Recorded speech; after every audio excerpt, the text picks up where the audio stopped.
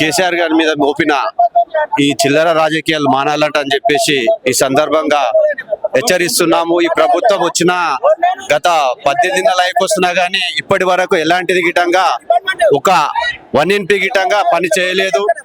15,000 కోట్ల రూపాయలు అప్పు తీసుకొచ్చి ఏం చేసిండో ప్రజలకు ఆల్రెడీ తెలుస్తున్నది.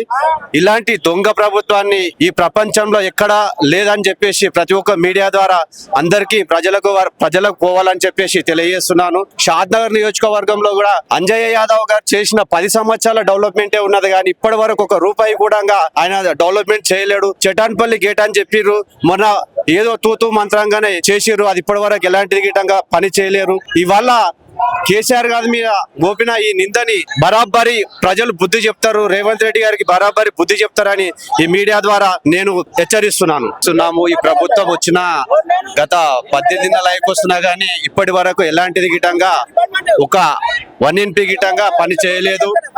15,000 కోట్ల రూపాయలు అప్పు తీసుకొచ్చి ఏం చేసిండో ప్రజలకు ఆల్రెడీ తెలుస్తున్నది. ఇలాంటి దొంగ ప్రభుత్వాన్ని ఈ ప్రపంచంలో ఎక్కడా లేదని చెప్పేసి ప్రతి ఒక్క మీడియా ద్వారా అందరికీ ప్రజలకు పోవాలని చెప్పేసి తెలియజేస్తున్నాను. షాద్నగర్ నియోజకవర్గంలో కూడా అంజయ్య యాదవ్ గారు చేసిన 10 సంవత్సరాల డెవలప్మెంటే ఉన్నది కానీ ఇప్పటి వరకు 1 రూపాయి కూడా ఆయన డెవలప్మెంట్ చేయలేడు. చటాన్పల్లి గేట్ అని చెప్పిర్రు, మొన్న ఏదో తూతూ మంత్రంగానే చేసిర్రు, అది ఇప్పటి వరకు ఎలాంటిది గిటంగా పని చేయలేరు. ఇవాళ కేసీఆర్ గారి మీద మోపిన ఈ నిందని బరాబరి ప్రజలు బుద్ధి చెప్తారు, రేవంత్ రెడ్డి గారికి బరాబరి బుద్ధి చెప్తారని ఈ మీడియా ద్వారా నేను హెచ్చరిస్తున్నాను.